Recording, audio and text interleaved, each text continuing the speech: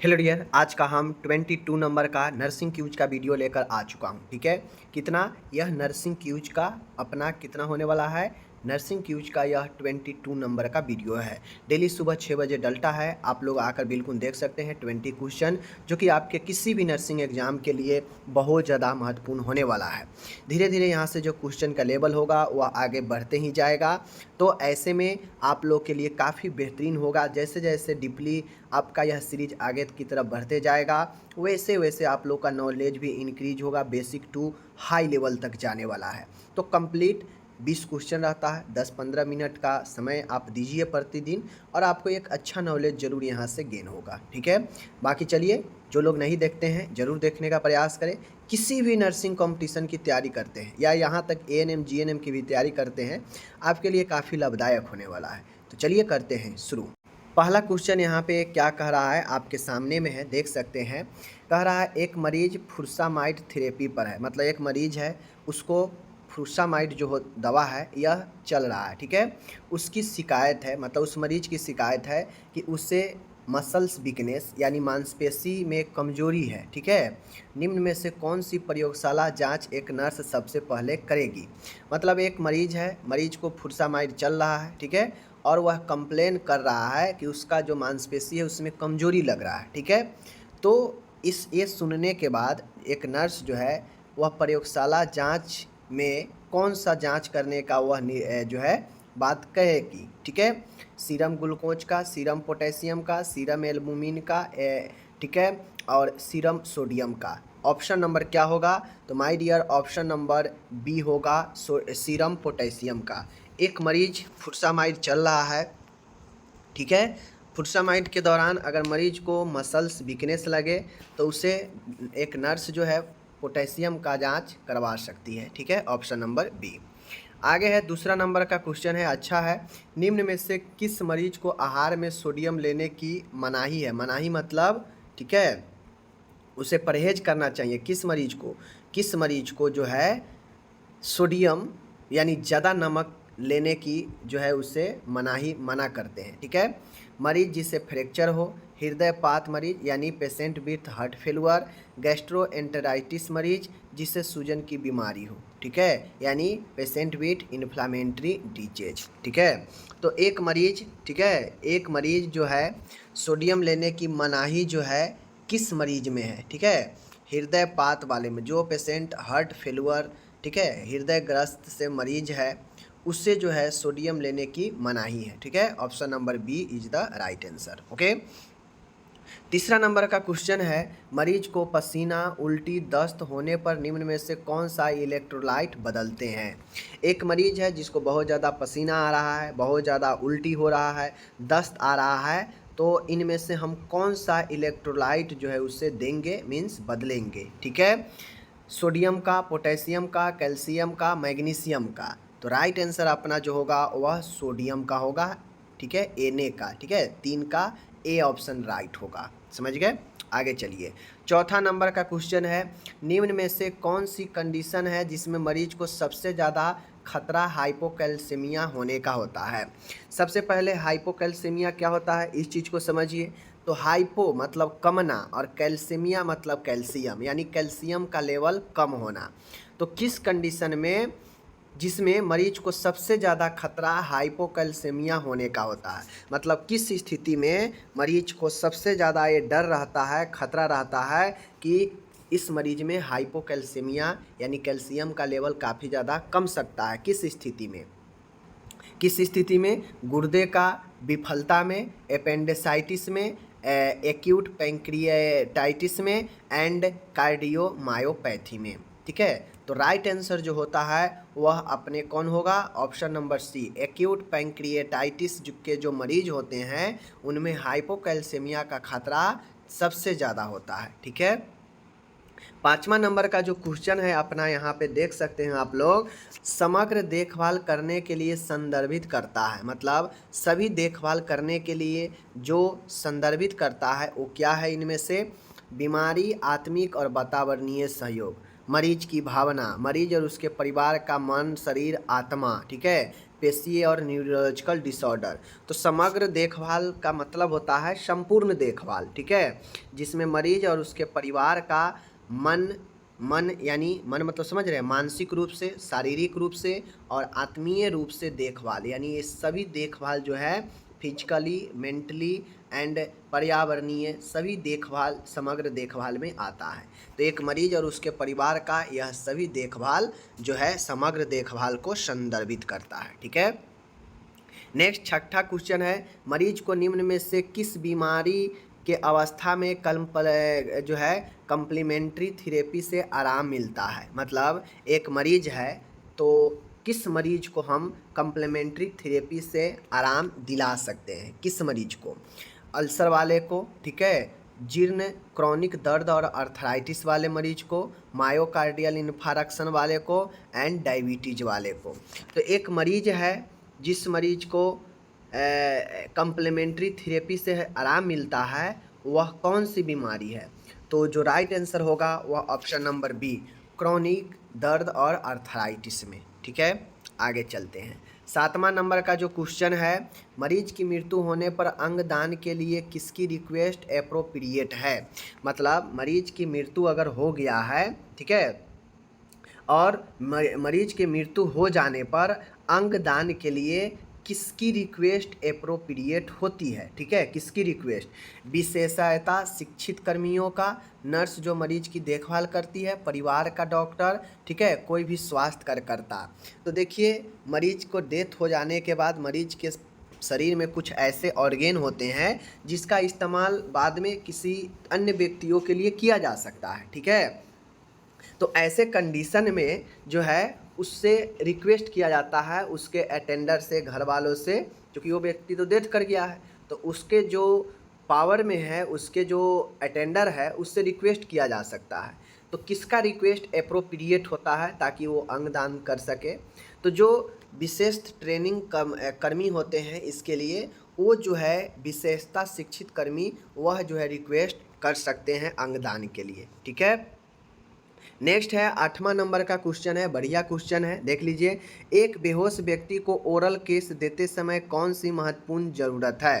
तो एक बेहोश व्यक्ति है, बातें ध्यान से देखिएगा, एक बेहोश व्यक्ति को ओरल केस, ठीक है, देते समय कौन सी महत्वपूर्ण ज़रूरत है, ध्यान दीजिएगा यहाँ पे आप लोग, ठीक है। क्वेश्चन यहाँ पे कह रहा है कि माउथ केयर के लिए आदेशित घोल का उपयोग करना, ठीक है। सॉरी, यहाँ पे जो क्वेश्चन है मैं बता दूँ, क्वेश्चन नंबर 8 है, एक बेहोश व्यक्ति को ओरल केस देते समय कौन सी महत्वपूर्ण ज़रूरत है, ठीक है, कौन सी महत्वपूर्ण ज़रूरत है। माउथ केयर के लिए आदेशित घोल का उपयोग करना, ये तो घोल का उपयोग किया ही जाएगा। आकांक्षा को रोकना, ठीक है, कृत्रिम दांतों को जो है देखना एंड हर पारी में मौखिक देखभाल करना, ठीक है, हर पारी मतलब हर शिफ्ट में जो है मौखिक ओरल का देखभाल करना। देखिए एक बेहोश व्यक्ति है, उसका आप ओरल केस दे रहे हैं, ठीक है, ओरल केस देते समय कौन सी महत्वपूर्ण ज़रूरत है। तो उसके महत्वपूर्ण ज़रूरत है कि उसकी आकांक्षाओं को रोकिए, ठीक है, उसका जो डिजायर है उसको जो है कंट्रोल रोकना, उस पर कंट्रोल करना, ठीक है। 18 है। 19 क्वेश्चन है यहाँ पे, नर्सिंग प्रोसेस का पहला कदम। नर्सिंग प्रोसेस का पहला कदम क्या होता है, ठीक है, नर्सिंग प्रोसेस का पहला कदम क्या होता है, आकलन, निदान, योजना, कार्यान्वयन, इम्प्लीमेशन, ठीक है। तो जो 9वां नंबर का क्वेश्चन है अपना, वह है नर्सिंग प्रोसेस का पहला जो स्टेप होता है वह असेसमेंट होता है, आकलन होता है। आप लोग पढ़े हैं 5 स्टेप। आगे है मरीज से सब्जेक्टिव डाटा इकट्ठा करना कौन से फेज में आता है। तो आकलन जो होता है 10वां नंबर का जो क्वेश्चन है, आकलन अवस्था में, नर्सिंग निदान में, ठीक है, क्रियान्वयन अवस्था में या योजना के अवस्था में, ठीक है। तो मैं आपको बता दूं कि मरीज से सब्जेक्टिव उससे जो भी सूचना इकट्ठा करते हैं वो तो असेसमेंट में ही होता है, आकलन में ही ना मरीज के बारे में हम पता लगाते हैं। तो ये डाटा तैयार होता है आकलन से ही, यानी फर्स्ट फेज से ही, ठीक है। तो 10 के आपका ए, ठीक है। आगे चलिए, आगे है 11 नंबर का क्वेश्चन है, निम्नलिखित में से कौन सा नर्सिंग निदान का उदाहरण है। अब यहाँ पे नर्सिंग डायग्नोसिस के बारे में पूछ रहा है, ठीक है। हाइपरटेंशन है, पेन है, शॉक है एंड उसके बाद हाइपरग्लाइसेमिया है। तो देखिए नर्सिंग निदान में क्या होता है कि हम मरीज से पूछते हैं और उसका जो है डायग्नोस्टिक्स करते हैं, ठीक है, डायग्नोसिस तैयार करते हैं।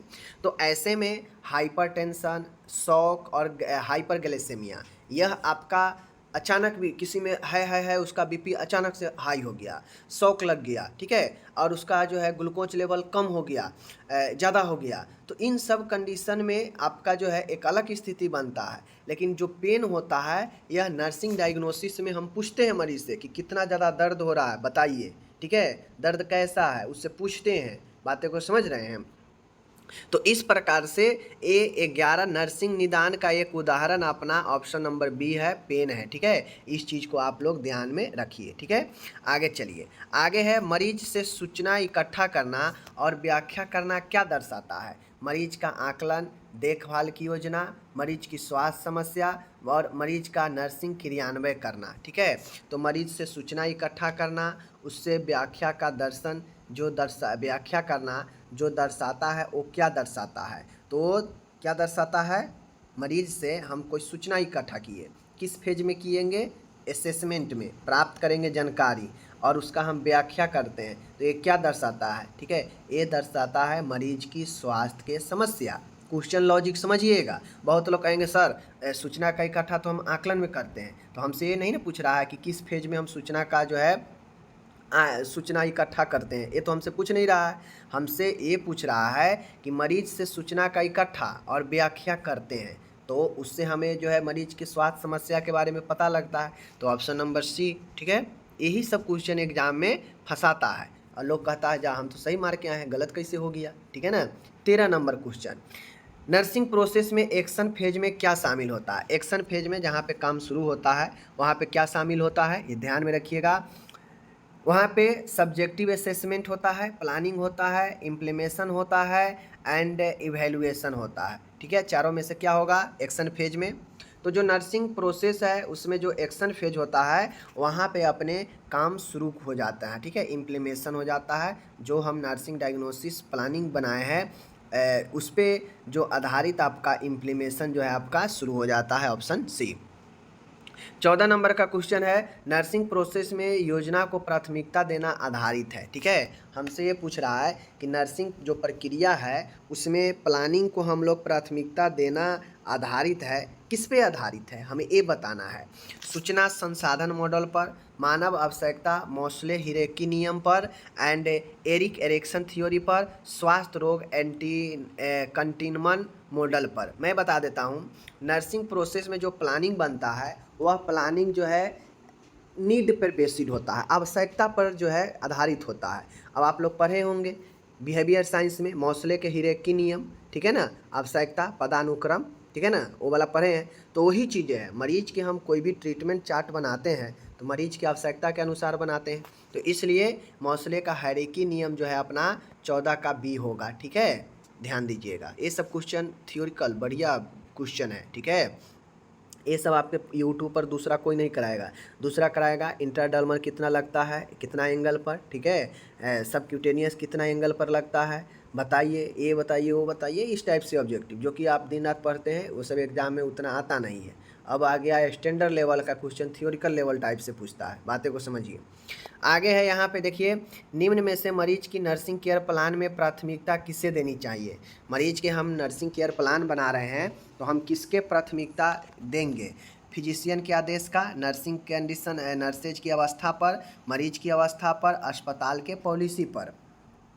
तो आपको ये ध्यान रखना चाहिए कि हम नर्सिंग केयर प्लान बना रहे हैं, तो चूँकि हम नर्सिंग केयर प्लान बना रहे हैं, ठीक है, हम मरीज के लिए बना रहे हैं, तो हम मरीज को ध्यान में उसके अवस्था के ध्यान में रखकर बनाएंगे कि मरीज कैसा है। मान गए मरीज डायरिया का है तो उसके हम फ्रैक्चर का थोड़ी ना केयर प्लान बनाएंगे, उसके लिए तो हम डायरिया का ही केयर प्लान बनाएंगे। इसमें नरम भोजन दाना देते हैं, ज़्यादा से ज़्यादा जो है कैलोरी वाला, प्रोटीन वाला देंगे ताकि शरीर में उसे एनर्जी भी मिलेगा। ज़्यादा पेय पदार्थ देंगे ताकि जो पानी निकल रहा है, डिहाइड्रेशन हो रहा है, उसको जो है कंट्रोल किया जाए, ठीक है ना। तो इस प्रकार से हम उसके कंडीशन के हिसाब से प्लानिंग बनाते हैं, तो ऑप्शन नंबर सी होगा, ठीक है। आगे चलते हैं। 16 नंबर का क्वेश्चन है अपना यहाँ पे, बहुत अच्छा प्रश्न है ये भी। 16 नंबर कह रहा है कि निम्न में से कौन सी प्रश्न पूछने की विधि अपॉर्चुनिटी टू डिस्कस है। मतलब अपॉर्चुनिटी टू डिस्कस, समझ रहे हैं चीज़ों को, यानी फिर से कहना, जांच करना, बंद प्रश्न, खुले प्रश्न। तो अपॉर्चुनिटी टू डिस्कस और डिस्कस टू अपॉर्चुनिटी, समझ रहे हैं चीज़ों को। तो 16 नंबर का जो क्वेश्चन है वह अपना ओपन टू इंडेड क्वेश्चन है, ठीक है। ओपन टू इंडेड क्वेश्चन है, यानी खुले प्रश्न है, यानी अपॉर्चुनिटी टू डिस्कस जाएगा तो वह आपका ओपन इंडेड क्वेश्चन हो जाएगा, खुले प्रश्न होगा, बंद प्रश्न, जांच, फिर से कहना, ठीक है। तो अगर हम निम्न में से कौन सी प्रश्न पूछने की विधि अपॉर्चुनिटी टू डिस्कस है, तो अपॉर्चुनिटी टू डिस्कस एक विधि है जिसमें खुले प्रश्न में जो है या आपका ओपन इंडेड क्वेश्चंस होता है, ठीक है। 17 नंबर का क्वेश्चन आपका यहाँ पे बहुत बढ़िया ये भी क्वेश्चन है। आप अपने अकेले रहने के अनुभव को कैसे व्याख्या करेंगे। यह एक उदाहरण है किसका, आप अपने अकेले रहने के एक्सपीरियंस को कैसे एक्सप्लेन करेंगे, ठीक है। यह एक उदाहरण है, किसका उदाहरण है, जैसे आप किसी काउंसलर के पास गए, ठीक है, काउंसलर के पास, काउंसलर आपको कहा कि आप अपने बारे में बताइए कि आप अकेले रहते हैं, क्यों रहते हैं, क्या ए ओ दिस डेट। तो वही कह रहा है आप अपने अकेले रहने के अनुभव को कैसे व्याख्या करेंगे। यह एक उदाहरण है, किसका उदाहरण है, जांच का, ठीक है, बंद प्रश्न का, खुले प्रश्न का, संरचनात्मक प्रश्न का, ठीक है। तो आप अपने अकेले रहने के अनुभवों को व्याख्या करेंगे, यह एक सीधी सीधी खुली प्रश्न है, ठीक है। जो आप जो है अपने बारे में जो भी मन है अपने अकेले रहने के बारे में बता दीजिए। देखिए, बताना, डिस्कस करना, मतलब आपको सीधा आज़ादी दिया जा रहा है या किसी टॉपिक पर डिस्कस किया जा रहा है तो उसमें विस्तृत से भी हो सकता है, आपको आपके बारे में पूछा जा रहा है, मतलब जितना हो सके आप बता दीजिए। डिस्कस में भी जितना होता है मन के भड़ास आप निकाल दीजिए। तो ये जो कम्प्लीटली निकालने की बात होती है वह आपका ओपन क्वेश्चन होता है, ओपन इंडेड क्वेश्चन होता है, खुले प्रश्न होता है। जो आपसे खुले प्रश्न किया जा रहा है, आपको जो मन है, जितना मन है उस पर डिस्कस कीजिए, बोलिए उसके बारे में। तो ये ओपन क्वेश्चन, खुले क्वेश्चन होते हैं, ठीक है।